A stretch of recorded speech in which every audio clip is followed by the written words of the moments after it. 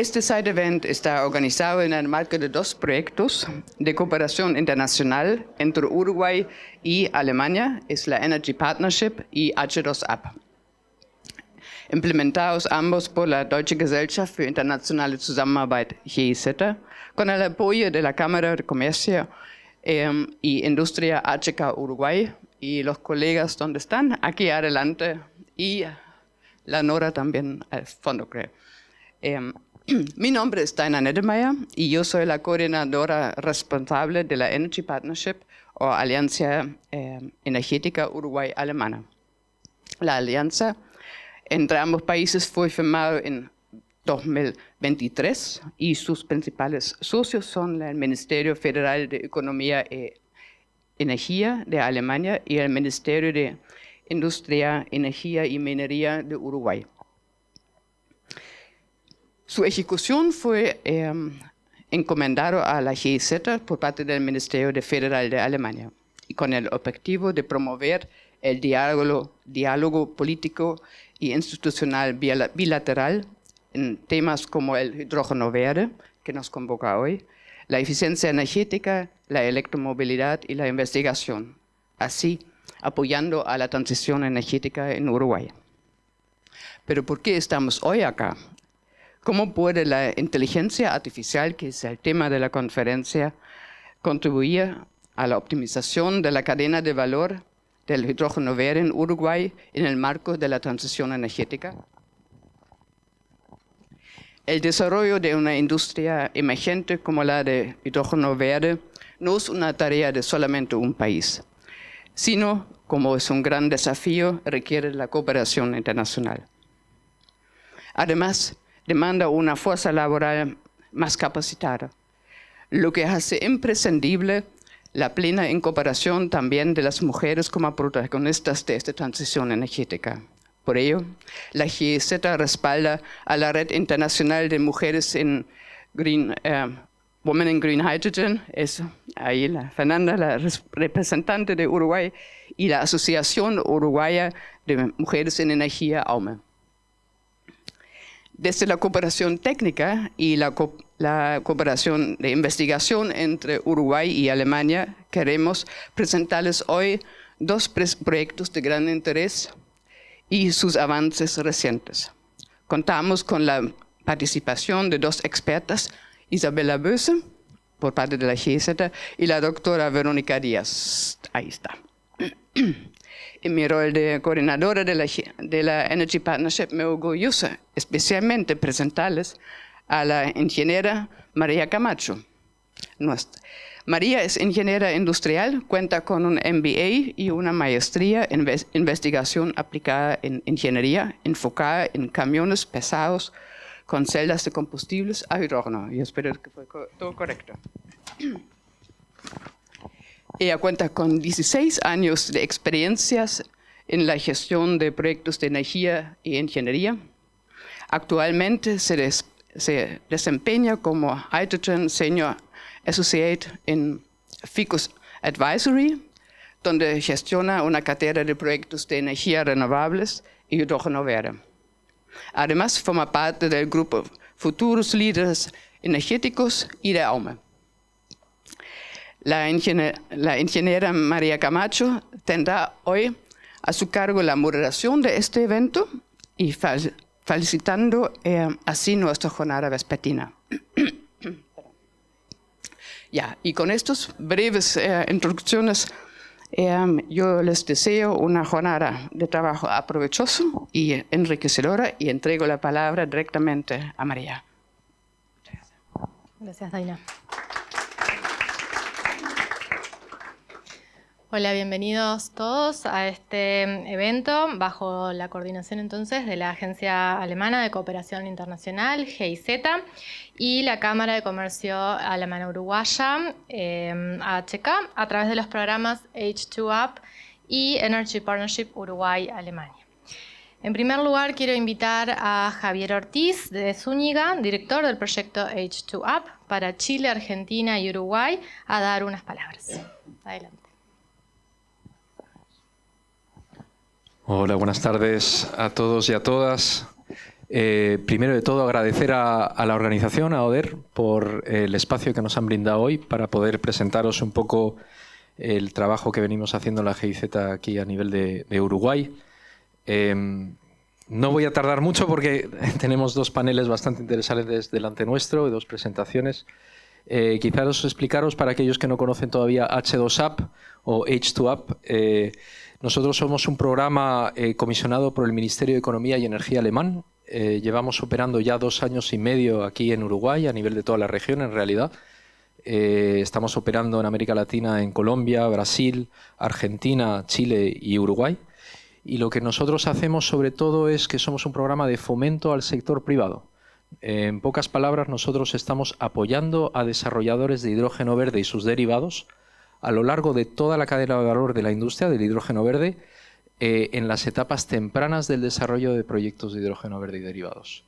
Ya venimos apoyando en América Latina proyectos de distintas envergaduras, desde proyectos de pequeñas y medianas empresas hasta grandes desarrolladores. Por ejemplo, ahora recientemente hemos firmado un acuerdo de colaboración público-privada. Eso es lo que hacemos. El PPP, en sus siglas en inglés, es Public-Private Partnership, que es colaboración público-privada, donde el ente público es la GIZ y el ente privado es el desarrollador privado, que puede ser una empresa o un consorcio de empresas. Y, por ejemplo, acabamos de firmar, como venía diciendo, un acuerdo público-privado con Acciona Nordex Green Hydrogen para el proyecto Frontera, que están desarrollando en la región de Magallanes. Aquí más cerquita con vuestros vecinos en Argentina. Estamos colaborando también con RP Global, un desarrollador austríaco, con un proyecto de amoníaco verde en la región de Santa Cruz. Y bueno, en Chile, en el norte de Chile, por ejemplo, estamos trabajando con una empresa que se llama Cautec, que solía trabajar siempre en el sector del litio, en todos los temas de desaladoras para la industria del litio, pero que ahora se ha metido a estudiar temas de desalinización para plantas de hidrógeno verde en la región del norte de Chile, en la región de Antofagasta, que, como bien sabéis, es una de las regiones más áridas del mundo, pero también que cuenta con más de 17 o 20 desaladoras. Es una barbaridad en esa región para alimentar toda la minería que hay ahí y para todos los proyectos de hidrógeno verde que se están desarrollando a día de hoy, ¿no? Entonces, en esa etapa que es de bastante incertidumbre, donde hay muchos riesgos, tanto técnicos, económicos, comunitarios, medioambientales, como hemos venido viendo, pues ahí es donde la GIZ viene a apoyar al sector privado. Con fondos podemos apoyar hasta con 2 millones de euros el desarrollo en esta etapa temprana de prefactibilidad. Estamos en la frontera entre la prefactibilidad y la factibilidad de un proyecto de estas características, ¿no? Y el objetivo no es más que otro que acelerar el desarrollo de la industria, reducir costos, reducir riesgos para el desarrollador privado, compartir los resultados del trabajo que se hace en colaboración público-privada para que los que vengan, para abrir camino, pero también para los que vengan detrás no cometan los mismos errores, reducir los costos de desarrollo de estos proyectos y los costos de transacción de estos proyectos, que para los proyectos XL pueden llegar a ser enormes, ¿no? Estamos hablando de proyectos al final de infraestructuras grandes, de montos de 10.000, el otro día escuché 15.000 millones de dólares. Son montos faraónicos que nunca el ser humano había escuchado hablar de ellos antes. Entonces, pues, como programa venimos a incentivar de compartir estos resultados. Lo voy a dejar ahí por ahora. Os deseo a todos una excelente jornada y quizás un dato que es muy interesante. Antes habló en el plenario de paridad de género.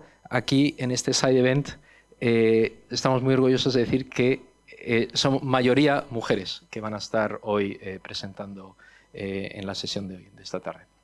Muchísimas gracias.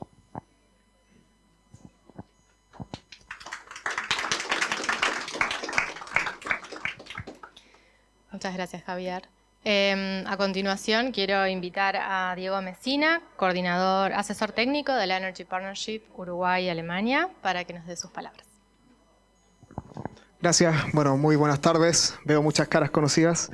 Ya Daina les comentó un poco de qué se trata la Energy Partnership Uruguay-Alemania. Este proyecto se firmó en la administración anterior, tanto alemana como uruguaya, 28 de marzo del 2023. Y esto es un proyecto global. Tenemos alianzas con distintos países, Chile, Uruguay y bueno, también Asia. Y el principal componente es fomentar el diálogo político entre estos países y Alemania, en este caso Uruguay. Y el foco en esta cooperación se da en pilares que nosotros ya estamos trabajando, que son la eficiencia energética. En ese sentido tenemos una base de indicadores de eficiencia energética que estamos trabajando con el Ministerio de Industria, Energía y Minería, que va a ir en directo apoyo a las estadísticas que ellos generan con consumo de hogares, datos sacados del censo y también cruzados con datos del Banco Central. Eso es uno de nuestros primeros productos. Ahora en agosto vamos a publicar también un estudio que se hizo para hidrógeno verde, para cómo nosotros podemos fomentar las capacidades humanas para esta industria incipiente que el país pretende desarrollar. También tenemos a través de la Cámara de Comercio Alemana actividades de ronda B2G, de las cuales ya concretamos una que fue el reciente jueves sobre baterías y qué pasa con las baterías al fin de su vida útil.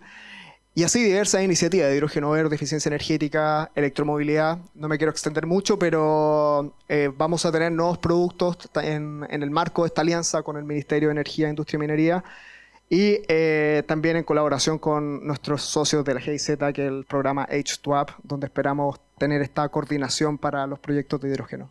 Así que muchas gracias y disfruten el evento. Gracias, Diego. Bueno, ahora vamos a tener dos ponencias muy importantes sobre proyectos que tratan de la cadena de valor del hidrógeno y cómo la digitalización actúa en ellos. Y vamos a abrir un espacio de preguntas al final de las presentaciones.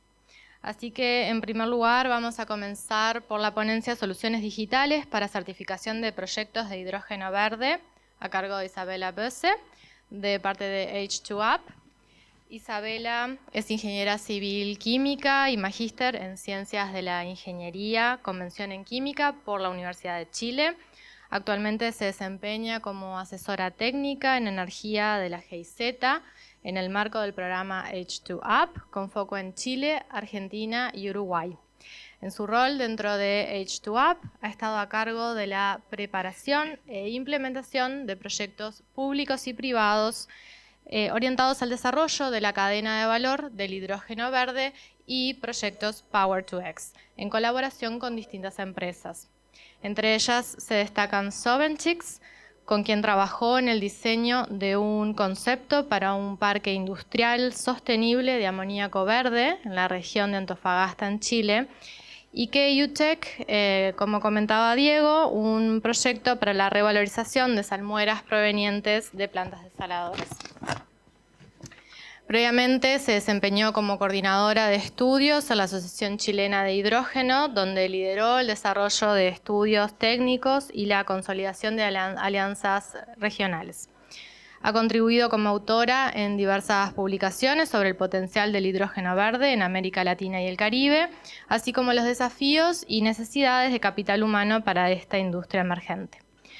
Su presentación abarcará las soluciones digitales para la certificación de proyectos de hidrógeno verde, trabajo realizado en el marco del proyecto público-privado realizado en conjunto con la empresa SAP bajo el programa H2AP. Isabela, te invito a pasar.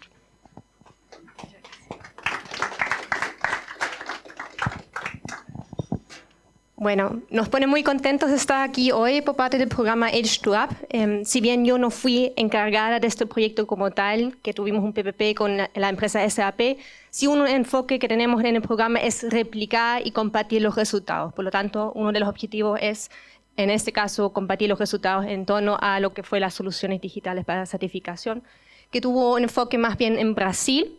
Sin embargo, se busca replicarlo y puede ser extrapolable también a otros sitios. ¿Ya? Pero antes de comenzar con esto, quiero retroceder en la materia de hidrógeno, ya que el hidrógeno verde se está proponiendo como una solución, como una solución complementaria al cambio climático y a la crisis climática. Y muchas veces surge la idea de que es algo nuevo, un mercado nuevo. Sin embargo, no es tan así, pero de cierta manera también es así. o sea, tenemos experiencia en lo que es el manejo del hidrógeno, particularmente el hidrógeno obtenido por combustibles fósiles, el hidrógeno conocido como gris, ¿no es cierto? Es a partir del steam methane reforming, este proceso. Entonces, existe experiencia en torno a eso. Sin embargo, ahora estamos hablando de hidrógeno verde. ¿Y qué es en realidad el hidrógeno verde? Bueno, es hidrógeno obtenido por un proceso de electrólisis que ocupa electricidad a partir de energías renovables. Entonces, tiene una característica distinta en términos de cómo fue obtenido el proceso productivo, pero también existe un carácter más de sostenibilidad en el sentido de la huella de carbono o las emisiones que se emiten durante este proceso. Ya que el proceso de electrólisis no emite CO2, pero en general en la cadena de valor sí pueden haber emisiones y por lo tanto, en realidad nuestro interés es comunicar y transparentar los atributos de sostenibilidad ahora. Entonces, ahora estamos hablando de hidrógeno verde como una molécula que si bien lo conocemos, pero el hidrógeno verde tiene atributos de sostenibilidad que es algo nuevo para el mercado. Por eso estamos hablando de un mercado emergente. Y en este mercado emergente, donde surgen los riesgos, ¿no es cierto?, para participar, para entrar en él, donde las empresas aún no tienen conocimientos como de participación, y surgen los instrumentos de colaboración, de fomento, que son propuestos, por ejemplo, en este caso, y comisionados por el Ministerio Federal de Economía y Energía, el BMB. Uno de estos es el Programa Internacional de Fomento H2UP, que ya fue presentado por Javier, que promueve el desarrollo de proyectos y el mercado para hidrógeno verde, y además los derivados, aplicaciones Power-to-X, en ciertos países en desarrollo emergentes como parte de la estrategia nacional que tiene el país. Este es implementado por GIZ junto con nuestro socio, que es la Cámara Alemana de Comercio e Industria, en particular en Uruguay sería la HK Uruguay.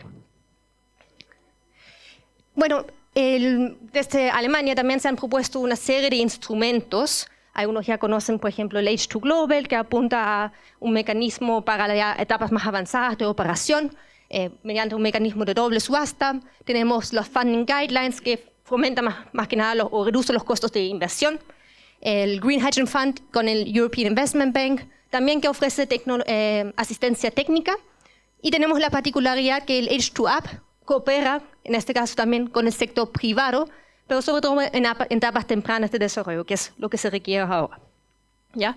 Y esto se realiza mediante alianzas público-privadas con empresas ya sean alemanas o europeas.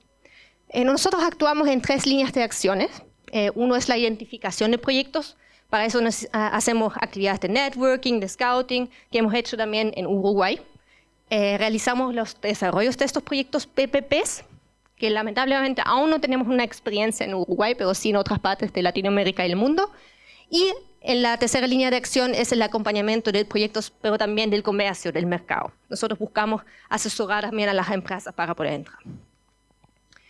Bueno, hasta la fecha tenemos 25 PPPs en el mundo. Ya, por ejemplo, en Colombia con la empresa Viridi, en Chile que ya hemos presentado con la empresa Suventix, con Cautec, recientemente con Acciona y Norix, Green Hydrogen.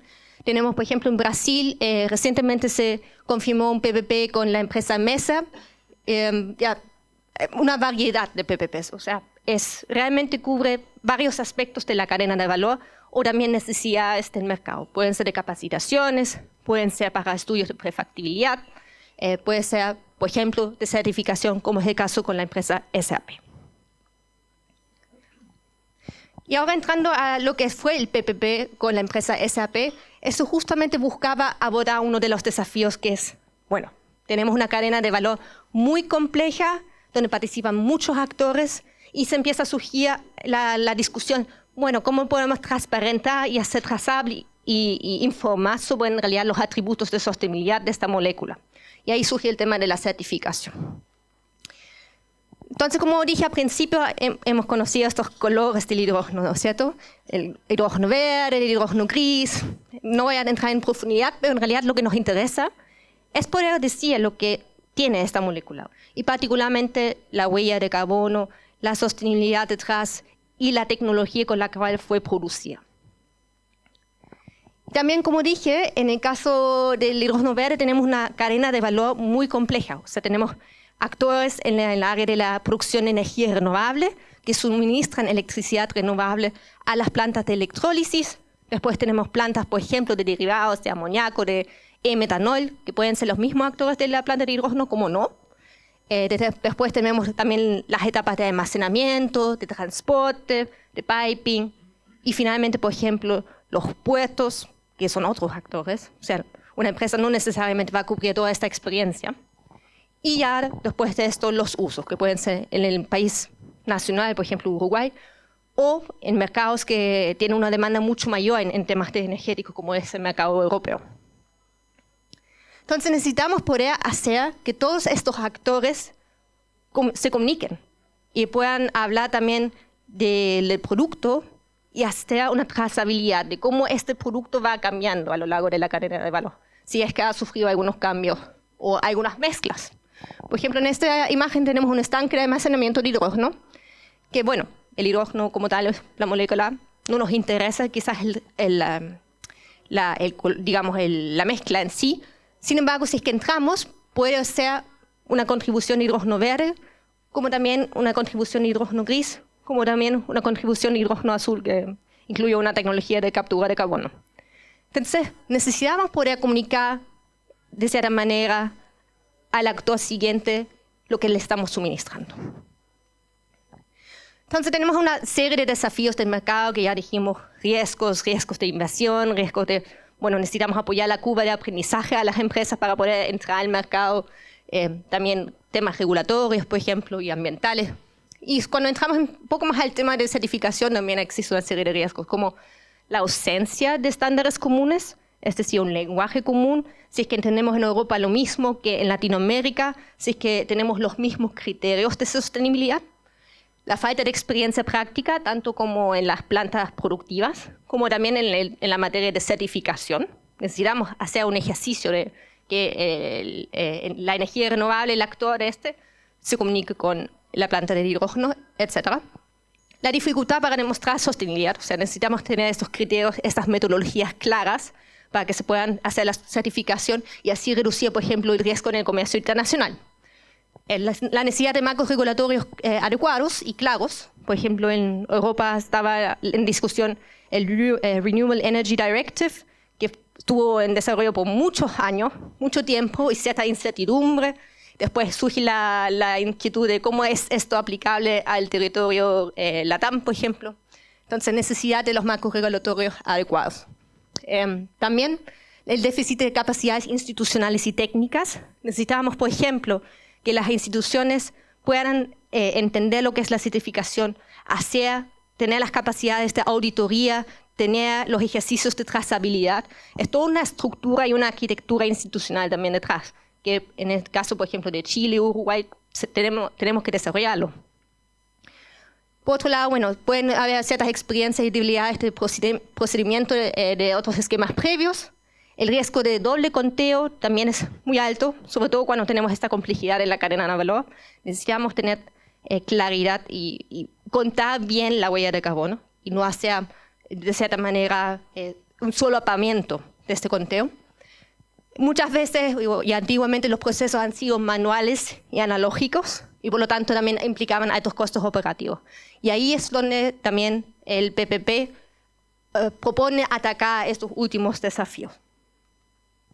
Entonces, hemos firmado una alianza público-privada, el PPP, con SAP y GIZ, financiado por el BMWe a través del programa H2Up, que buscaba proponer soluciones digitales para la certificación a lo largo de la cadena de valor. Esto propone la digitalización de este proceso de certificación, hacerlo más transparente, más seguro, automatizado y rentable. El uso de tecnologías como blockchain o redes empresariales basadas en nube, lo que permite finalmente el intercambio de datos confiables, ¿no es cierto?, y a prueba de manipulaciones.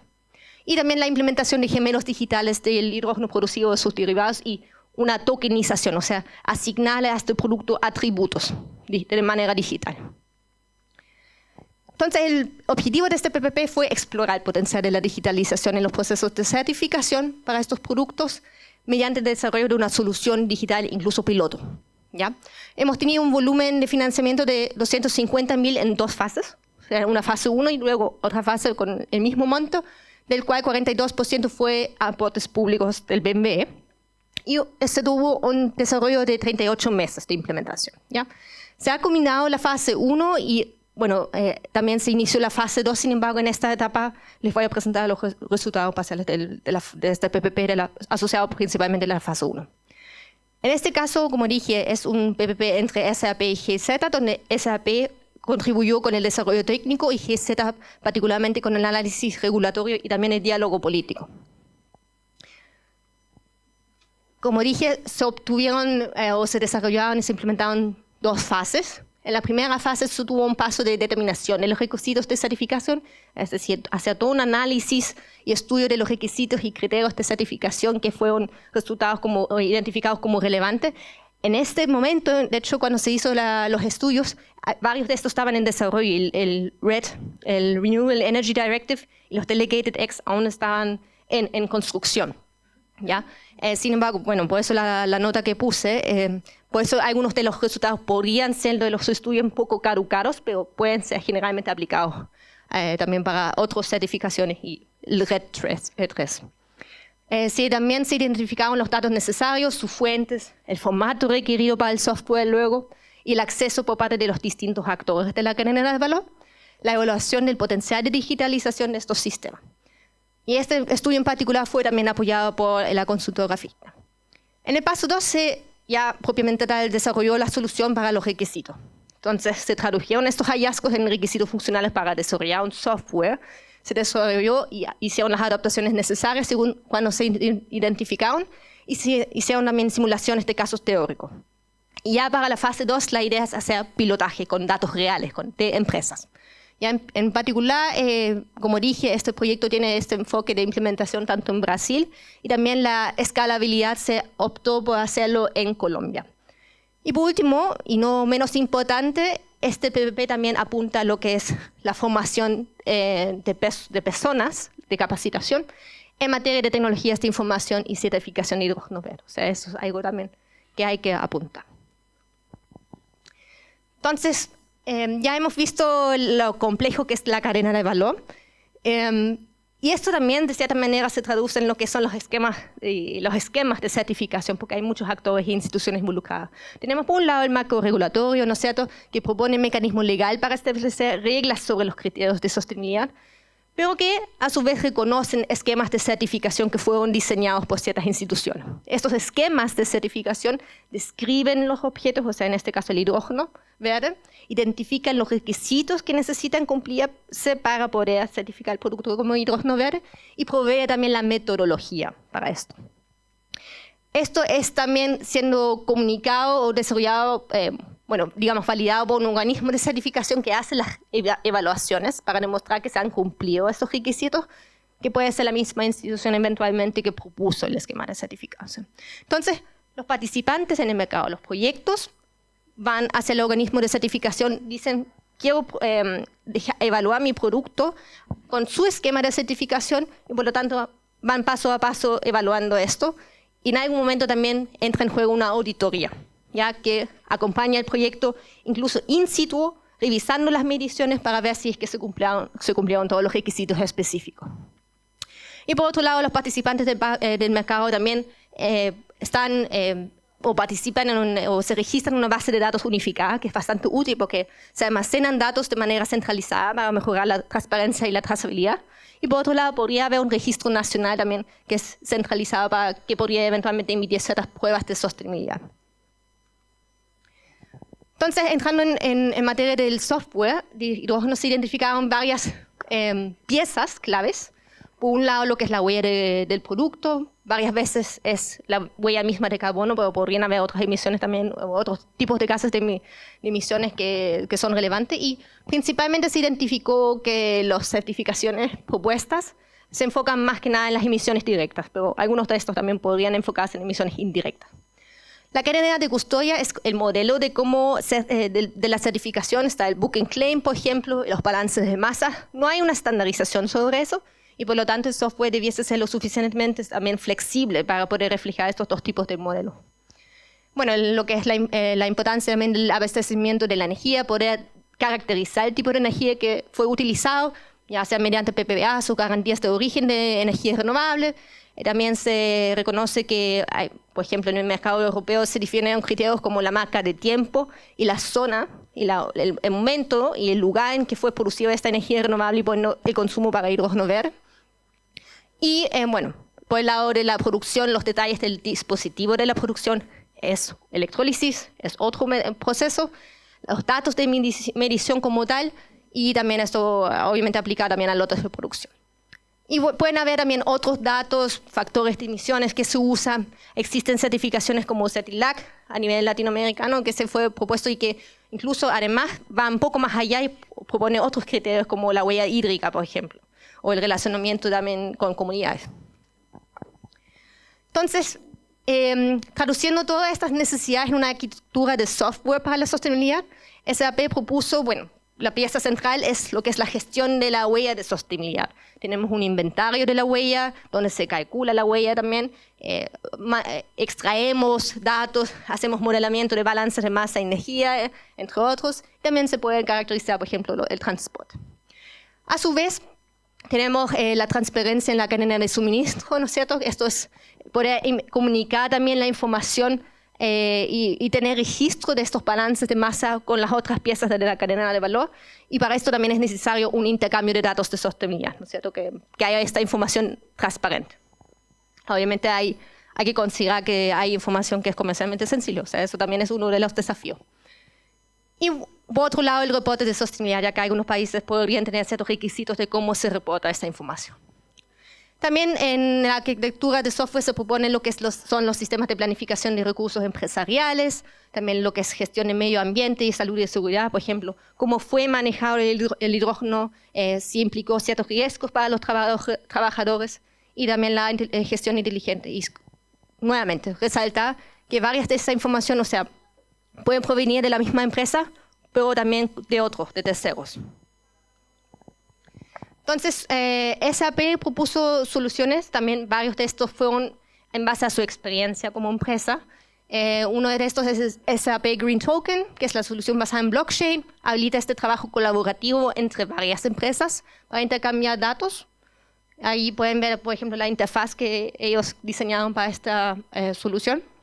También el Sustainability Footprint Management, esta pieza central que provee la huella basada en el modelo de energía y masas y incorpora también las mediciones reales de los equipos. Y el Sustainability Data Exchange, que es el intercambio de paquetes de datos estandarizados y con información de sostenibilidad relevante. Ya cerrando con mi presentación, más que nada comentarles que bueno, fue uno de los PPPs, digamos, que se distinguen bastante de los otros, ya que es de certificación y no como apoyar directamente un proyecto como tal. Sin embargo, es bastante relevante porque la certificación entra más que nada en el pensamiento de los proyectos cuando ya están en una etapa de FEL 2, o sea, más avanzado en la prefactibilidad. Y hemos visto que lo complejo que es con todos los actores en la cadena de valor. Entonces es importante ya empezar a hablar de esto, sobre todo cuando están cuestionándose también y teniendo conversaciones con off-takers, por ejemplo. Entonces, en este estudio se hizo un análisis profundo y comparativo de los esquemas de certificación de la Unión Europea y también de Alemania, lo cual puede servir para varios otros proyectos para escoger cuál esquema le conviene más y le acomoda más. También la importancia crítica de la digitalización, que es el tema central de este side event. Y se propone y se ha desarrollado esta arquitectura integral para soluciones digitales que se busca implementar ya en la segunda fase. Y finalmente, y como hemos dicho, nosotros estamos proveyendo un apoyo estratégico para países como es Brasil y Colombia en este caso. Ustedes pueden encontrar los reportes de la fase 1 disponibles en la plataforma H2LAC, ya tanto el de la análisis de certificación como también en la propuesta de la solución digital de SAP. Y acá también pueden encontrar más información sobre el programa H2Up como tal. Muchas gracias.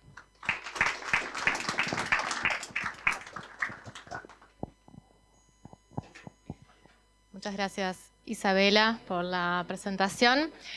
A continuación vamos a escuchar la próxima disertación denominada Electricidad de hidrógeno, la nueva base energética del hidrógeno verde. Estará a cargo de Verónica Díaz Verónica es ingeniera química, magíster en ingeniería química y doctora en química por la Universidad de la República UDELAR. Es profesora agregada en régimen de dedicación total en el Instituto de Ingeniería Química de la Facultad de Ingeniería de UDELAR desde 2015. También investigadora del Programa de Desarrollo de Ciencias Básicas PDCIVA desde 2020. Investigadora a nivel 2 del Sistema Nacional de Investigadores desde 2021. Trabaja en temas vinculados a la energía electroquímica, movilidad eléctrica e hidrógeno verde, considerando su producción, almacenamiento y uso. Ha participado y sido responsable de varios proyectos de investigación, desarrollo y vinculación con el medio. En lo referido a la producción científica tecnológica, es coautora de 48 artículos en revistas arbitradas internacionales, 60 presentaciones en eventos con producción bibliográfica asociada y un capítulo de libro. En lo referente a la formación de investigadores, presenta actividad de enseñanza de grado y posgrado, así como actividad de gestión académica. Ha orientado y supervisado a 28 estudiantes de grado y posgrado, se encuentra dirigiendo 4 tesis de maestría y es directora académica de 5 estudiantes de posgrado. Su presentación tratará sobre el enfoque científico en el desarrollo de gemelos digitales para optimizar el diseño y la operación de electrolizadores en red en distintos escenarios. Adelante, Verónica.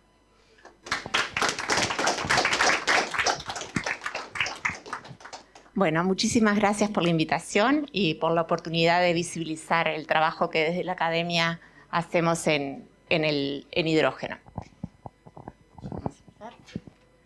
Bueno, la idea es, esta es una propuesta de un proyecto que está recientemente aprobado. El inicio de este proyecto es julio de este año. La idea es presentarles el proyecto y ojalá que el próximo año les presentemos los avances que tuvimos.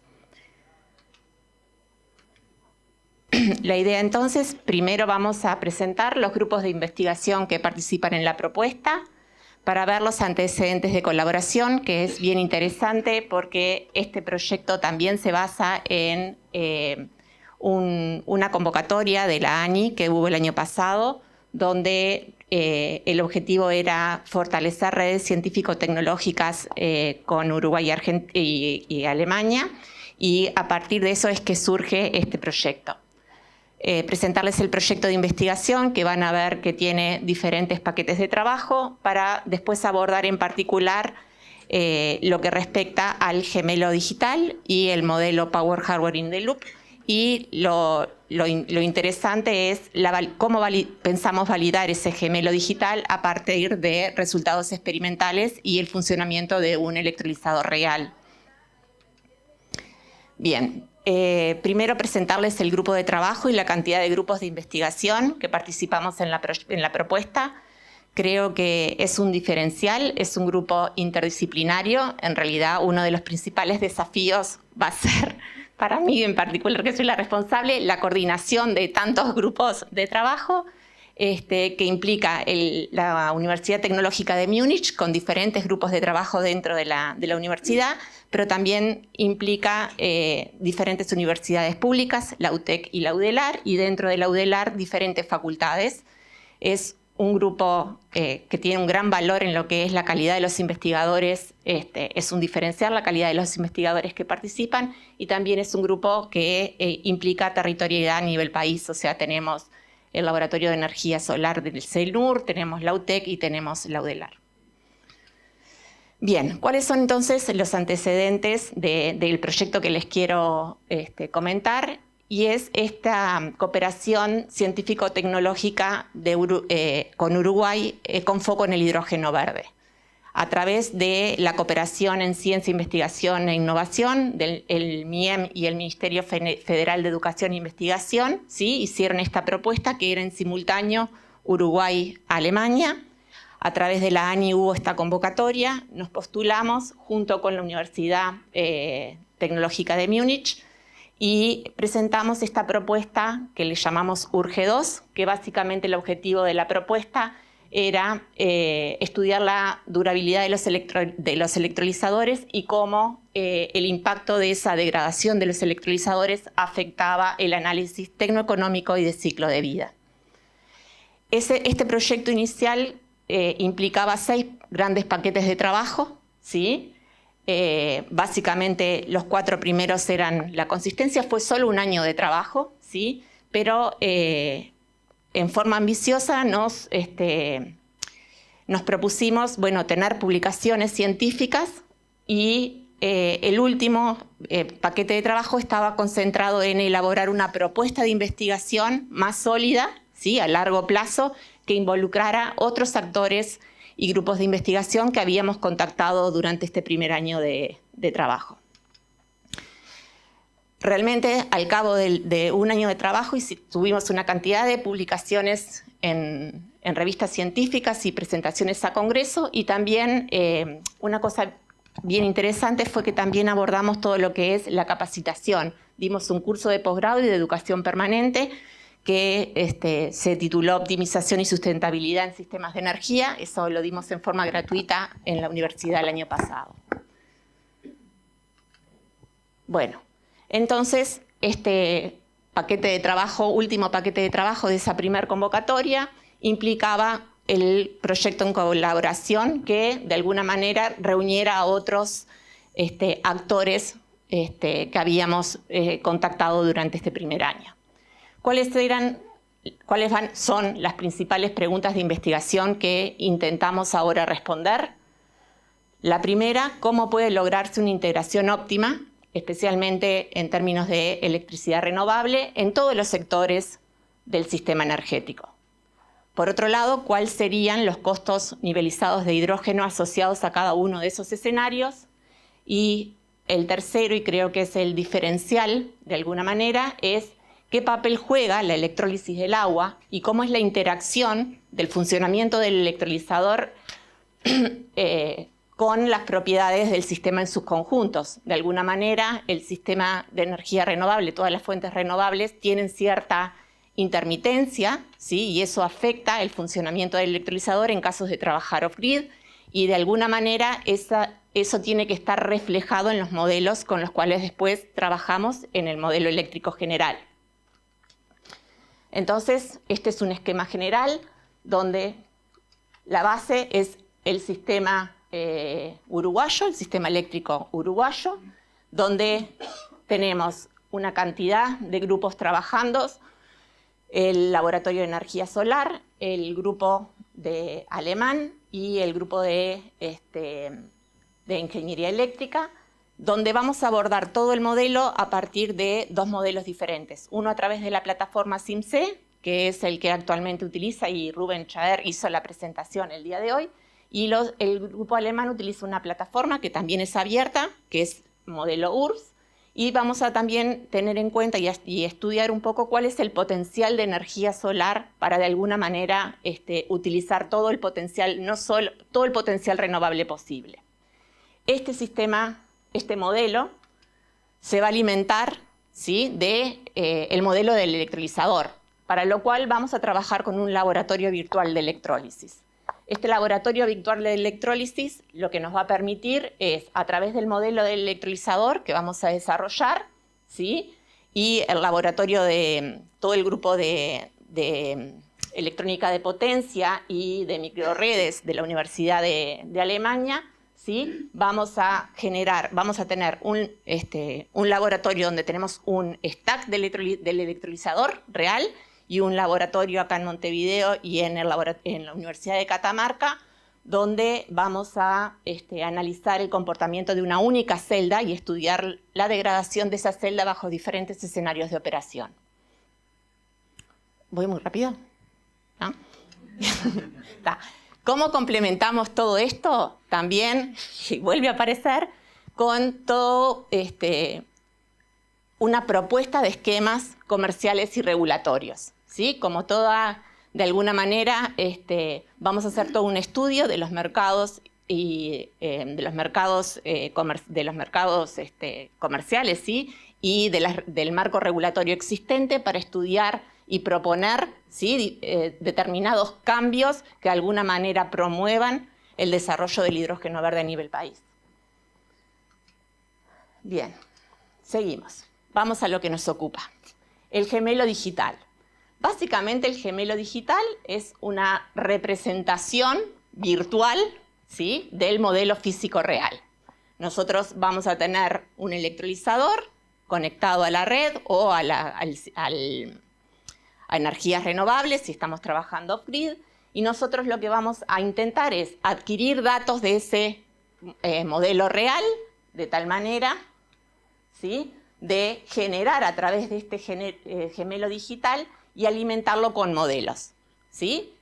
Lo importante de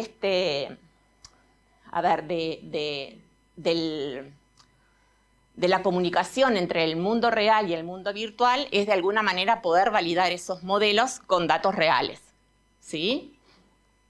Entonces, ¿cómo conectamos ese mundo real con el mundo imaginario? La propuesta nuestra es a través de un simulador Power Hardware in the Loop. Y ahora, para los que no saben nada, yo soy electroquímica, o sea que todo esto lo aprendí ahora, y voy a intentar explicárselos de la forma más sencilla. A mí me convenció. Entonces, bueno, este simulador lo que permite es conectar el hardware real con el modelo virtual, ¿sí? ¿Y cuál es la ventaja que tiene? Es que permite estudiar el comportamiento bajo diferentes escenarios sin construirlo físicamente, y eso implica plata, ¿no? O sea, no necesito comprar distintos electrolizadores o distintas escalas de electrolizadores ni distintas fuentes de renovables para ir probando cómo se comporta el dispositivo y cuál es la mejor manera de operarlo para determinar cómo lo voy a manejar. Y en este caso lo que voy a hacer es simular ese electrolizador conectado a una red renovable. Entonces, ahora vamos a ver cómo llegamos a Power Hardware in the Loop. Si nosotros pensamos en un modelo clásico, en una computadora personal, tenemos el entorno de simulación, tenemos la planta o sistema, ¿sí?, el dispositivo de prueba y el controlador, ¿sí? Pero ¿qué pasa? Ahí voy a tener que definir los pasos de tiempo, cuáles van a ser las condiciones iniciales de mi modelo, cuánto va a durar, cómo lo voy a resolver. Pero ¿qué pasa? Esto no es suficiente para operar sistemas físicos con restricciones de seguridad. Y por eso necesito trabajar a tiempo real. Entonces voy a un nuevo paso, y es la simulación en tiempo real. ¿Sí? De vuelta, ¿qué implica un tiempo real? El tiempo real, si quiero simular 10 segundos, en pasos de 1 segundo, ¿cuánto realmente cuánto tengo que tomar esa información?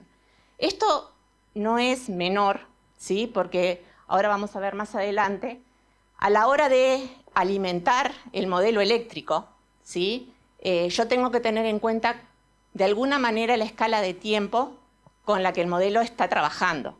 Y muchas veces los estudios a nivel académico en el laboratorio experimentales trabajan con escalas de tiempo mucho menores. Entonces hay un paso de alguna manera simplificación del modelo desde el modelo avanzado de un electrolizador al modelo que yo después voy a obtener o cuál es la información que tiene mi modelo que entregar para alimentar después el modelo eléctrico. Entonces, yo en realidad voy a estar interesado en diseñar un controlador real y no hacer simulaciones. ¿Qué implica un controlador real? Implica diferentes condiciones de operación bajo las cuales yo voy a estar trabajando.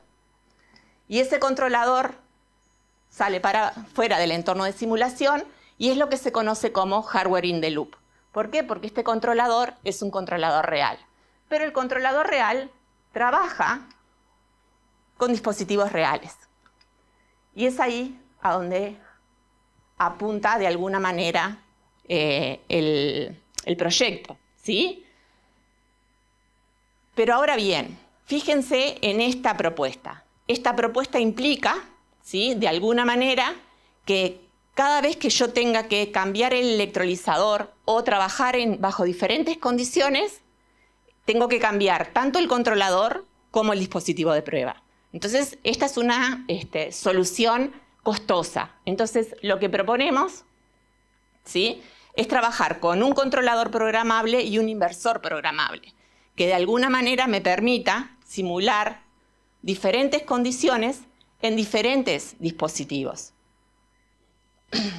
De alguna manera, el controlador programable lo que va a hacer es simular diferentes escenarios de operación del electrolizador, ¿sí? Y ese inversor programable, de alguna manera, lo que va a hacer es consumir la energía asociada que entregan los modelos en esas condiciones o en esos diferentes escenarios. Bien, arquitectura del sistema, convertidores, bueno, modelos matemáticos del electrolizador, y es ahí donde nos vamos a detener un poquito en las próximas diapositivas, la interfase de comunicación en tiempo real entre el modelo y el hardware, y básicamente es esto que les decía, el modelo va a calcular la corriente que debería consumir el electrolizador virtual, el hardware imita ese consumo y lo que sobra de alguna manera se entrega de vuelta a la red.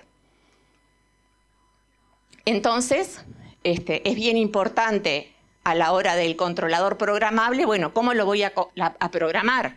Lo voy a programar simulando diferentes escenarios.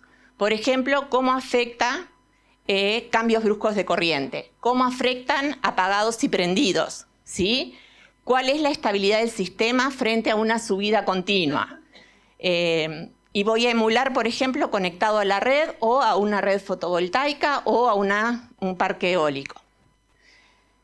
Lo importante acá, que resulta interesante, es, bueno, esos modelos, ¿sí?, van a tener que ser validados. ¿Validados cómo? En la comparación con una celda PEM, que es la que tenemos en el laboratorio, y ahora les voy a mostrar algunos diagramas y algunas fotografías, y con un stack real, ¿sí?, donde yo a tiempo real voy a estar adquiriendo esos datos y modelando mi sistema. ¿Qué voy a intentar buscar? La coincidencia entre corriente y voltaje, y también voy a determinar la cantidad de hidrógeno que estoy produciendo, que es el objetivo. Y después voy a comparar si esa producción estimada sigue de cerca o no la producción real. ¿Qué es interesante de todo esto? De alguna manera es que el sistema puede ser escalable, ¿sí?, utilizando diferentes módulos. Es seguro porque yo estoy haciendo pruebas sin estar produciendo hidrógeno. Es económico porque es un hardware comercial. Es realista, escalable y flexible. Ahora bien, resumiendo antes de seguir adelante, las simulaciones, como vimos en la computadora de escritorio, no bastan para modelar sistemas físicos con restricciones de seguridad, entonces tengo que combinar la simulación en tiempo real de la planta o del sistema que quiero estudiar con controladores y dispositivos reales para su validación. Y es ahí donde aparece Power Hardware in the Loop para combinar las simulaciones con hardware de potencia y controladores de planta. Es como el estándar de oro en la validación experimental de laboratorios. Básicamente, ¿por qué? Porque es una alternativa rentable, económica y tiene alta calidad en lo que son laboratorios de investigación. Entonces, vamos, es importante el tema de la validación de esos modelos.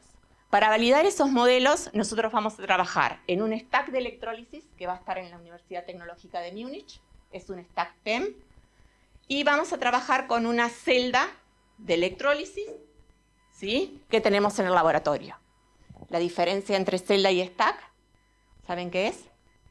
El stack es la agrupación de muchas celdas. Esta sería una celda unidad, muchas de estas celdas conectadas en serie o paralelo constituyen el stack. Aparte de eso, en el stack, el electrolizador o el stack, ya sea o la celda, no trabajan todos, tenemos todo lo que se llama balance de planta, que son todos los sistemas auxiliares, ¿sí?, que acompañan y permiten el funcionamiento del electrolizador. Esos también de alguna manera los tenemos que modelar. ¿Por qué? Porque la flexibilidad del sistema básicamente va a estar más restringida por todo lo que es balance de planta que por lo que es el stack del electrolizador. Ay, perdón, hablando. ¿Ah? Bueno, y es entonces la celda que tenemos en el laboratorio. Básicamente esto sería la fuente de poder, ¿sí?, o la fuente de energía con la que alimentamos el electrolizador. Tenemos la conexión, la colección de los gases que se están desprendiendo, entra el agua en el compartimiento anódico, se genera oxígeno que sale por acá e hidrógeno en el cátodo que lo estoy venteando. ¿Tá? Ahora les voy a mostrar más en detalle. Lo que tengo también, y es importante para el proceso de electrólisis, controlar la temperatura. ¿Tá? Me voy a apurar porque no llego. Bueno, básicamente este es el diagrama de nuestro diseño experimental, donde tenemos la fuente de poder, la celda de electrólisis, la bomba peristáltica que alimenta el agua al electrolizador, el control de temperatura, ¿sí? Y esto básicamente lo tenemos conectado, ¿sí? Así, de tal manera que vamos a ver cómo está constituida esta celda. La celda, ¿sí? Esa es una celda unidad, el stack tiene muchos componentes como esto. Básicamente va a tener el aislante, la placa de flujo, el empaque, ¿sí? Y el corazón del electrolizador es esta MEA, que es ensamble membrana electrodo. Esta MEA es la que finalmente, de alguna manera, es la responsable de la performance final del equipo.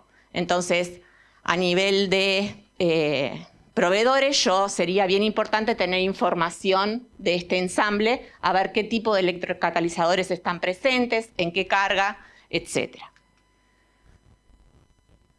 Bien, ahí tenemos una fotito de ese ensamble, ¿sí? Y me voy a apurar porque si no... Las conexiones que tenemos. Y bueno, esta celda, ¿sí? Lo que me permite es adquirir este tipo de información. Y este tipo de información y datos experimentales son los que me van a permitir después fabricar el modelo, ¿sí? Básicamente lo que tengo son diferentes operaciones. Puedo simular diferentes operaciones. Por ejemplo, la producción de hidrógeno a un voltaje constante, ¿sí? O la producción de hidrógeno a una intensidad constante, ¿sí? Y ver cómo va cambiando el perfil de trabajo y ver viendo, bueno, para mantener este perfil, esta producción de hidrógeno fija, necesito siempre la misma cantidad de energía. Esa energía, el electrolizador, al igual que las baterías, se degrada, ¿sí? Hay muy pocos datos de investigación de degradación de esos electrolizadores y la degradación es un parámetro muy importante a considerar en los modelos, ¿sí? No solo porque implica para mantener un consumo una producción determinada de hidrógeno, cuál va a ser el consumo de energía asociado con ese proceso, sino también a la hora de hacer los análisis tecnoeconómicos me va a afectar porque va a implicar una inyección nueva de CAPEX. Entonces, todo este tipo de información es la que nosotros adquirimos en el laboratorio para alimentar esos modelos. A partir de eso también podemos no solo hacer esos tipos de estudios electroquímicos, podemos hacer espectroscopía de impedancia electroquímica. Esto es bien interesante porque a partir de esta técnica electroquímica nosotros podemos simular el electrolizador como un circuito eléctrico equivalente y determinar los parámetros como la resistencia óhmica, la resistencia a la transferencia de carga, la resistencia a los procesos difusionales y lo que es más interesante, ver cómo los mismos se van modificando con el tiempo debido a la degradación. Y eso es toda información que nosotros vamos a poner en los modelos. Entonces, nuestra idea, resumiendo, vamos a instalar, ¿sí?, el electrolizador Power Hardware in the Loop en el centro COSES, que es el laboratorio de la TUM. Ese es un laboratorio de redes de distribución activa y del grupo de investigación de TUM. Vamos a utilizar simuladores en tiempo real, estándar. Vamos a utilizar software Power Hardware in the Loop estándar, ¿sí?, de tal manera de hacer reproducible nuestro trabajo. Vamos a validar el modelo, ¿sí?, con datos del electrolizador real y con datos de la celda en el laboratorio. Vamos a considerar el efecto del envejecimiento, ¿sí?, y vamos a, de esta manera, generar ese gemelo digital del electrolizador conectado a la red. Muchas gracias.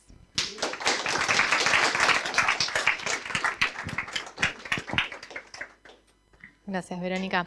Ahora igual quédate por acá porque las invito a Isabela y a Verónica a participar de esta ronda de preguntas. En el público, ¿alguien quiere realizar alguna pregunta a las expositoras?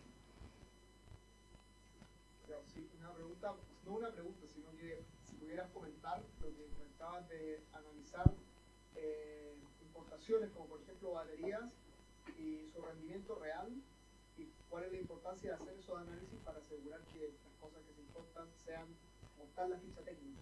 Ah, ok. Justo habíamos estado hablando.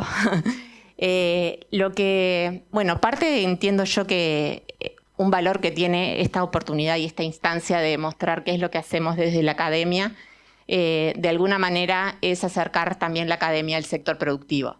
Y en la medida que nosotros mostramos o visibilizamos nuestro trabajo, también creo que es parte de nuestra responsabilidad, de alguna manera, alertar de algunos casos que hemos visto, y hablábamos justo con Diego.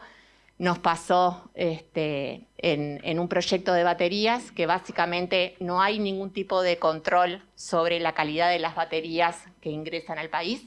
Lo mismo va a suceder con los electrolizadores, ¿sí?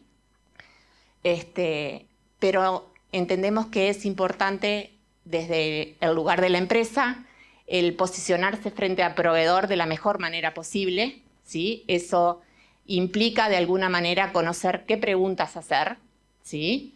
Más allá que después la respuesta sea no sé, o no te la doy, o no te la puedo dar, eso ya posiciona diferente, ¿sí? Nosotros entendemos que así como cuando uno compra una bomba y pide la curva de operación de la bomba, debería pedir la curva de operación del electrolizador, que el proveedor de alguna manera nos diga cuál es la tasa de degradación y en qué condiciones, ¿sí? Y de alguna manera pedir una muestra, como te mandan la batería, bueno, mándame una muestra de tu ensamble que yo lo testeo y realmente verifico que ese ensamble cumpla con las condiciones que nos sucedió. Y nos pasaba en los primeros proyectos que hicimos con Erika, con la empresa Will, que él nos decía, yo les pido a los chinos que me manden el mismo set de baterías que les compré otra vez y nosotros los testeábamos y daba absolutamente nada que ver. Hasta que después le mandábamos el informe y después, una vez que el proveedor recibía ese tipo de información, ya quedabas parado diferente y después mandaban unas pilas divinas, ¿no? Entonces digo, creo que esas cosas es bien importante y de última, si no me pueden mandar la curva de operación, que me manden una muestra del ensamble y nosotros los testeamos en el laboratorio y realmente verificamos cuál es esa curva de operación, porque es bien importante. No sé si queda claro, pero capaz que no lo expliqué. De la curva de operación la curva de operación o la curva de polarización, básicamente lo que es, ¿sí?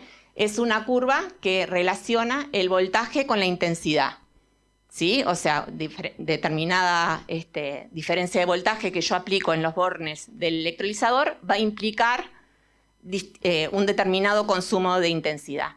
¿Por qué es importante esa intensidad? Porque esa intensidad, o más específicamente la densidad de corriente, que es la intensidad sobre el área, es directamente proporcional a la cantidad de hidrógeno producida.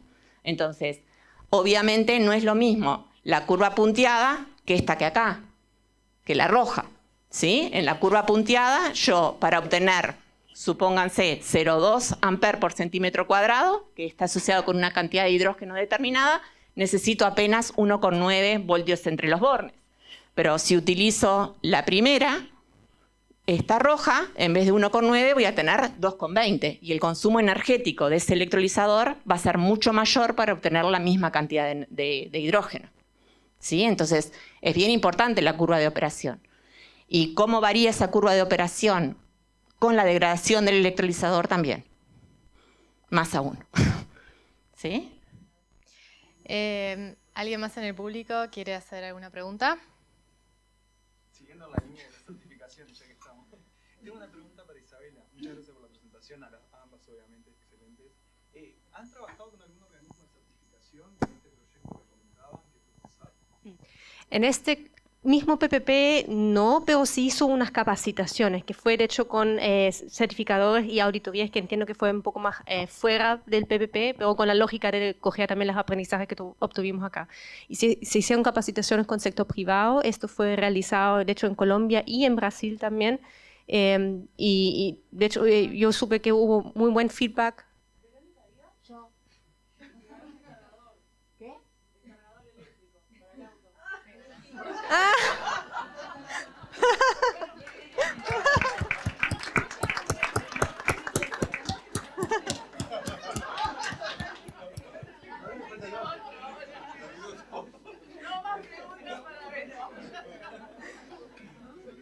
Se ganó ahí la lotería.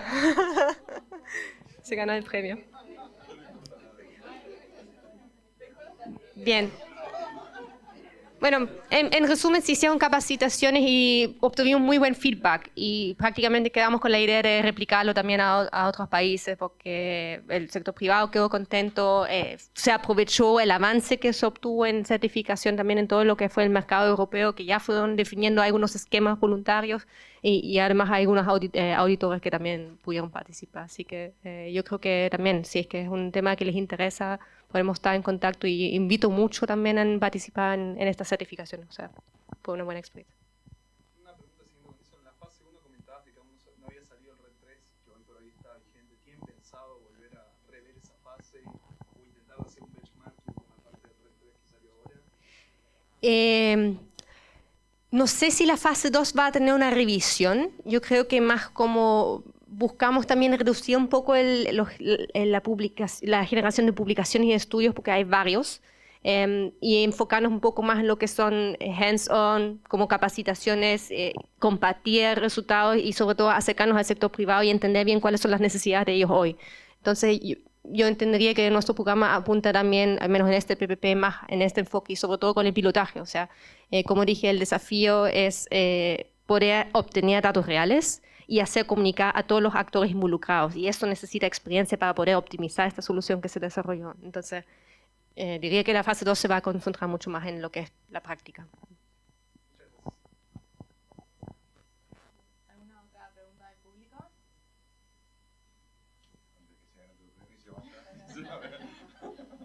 Quizás para cerrar, aprovechando, Isabela, que estás acá, una última pregunta es que, bueno, considerando todos estos actores que están involucrados en los sistemas de certificación, ¿cómo puede la cooperación entre las instituciones acelerar la adopción de los estándares digitales para la certificación del hidrógeno verde? Bien. O sea, bueno, yo creo muy fuertemente en lo que es la colaboración público-privada. En ese sentido, es importante que, primero que todo, las empresas privadas, digamos, maduren, que sus proyectos maduren y pueden identificar los desafíos y sobre todo a tiempo y que lo comuniquen también oportunamente al sector público. Es decir, si es que el sector privado identifica, bueno, en Europa se establece una certificación. Ahí está entrando Verónica con el premio.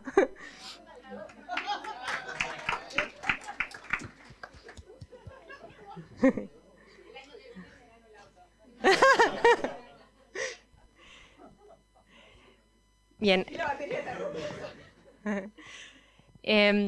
Bueno, entonces sí, es que el sector privado identifica también que se están desarrollando ciertas certificaciones en el exterior, en los mercados a los cuales apuntan, porque no solamente está el mercado europeo, también está el mercado asiático, eventualmente tendrán su propia certificación y no necesariamente los mismos atributos o entendimientos.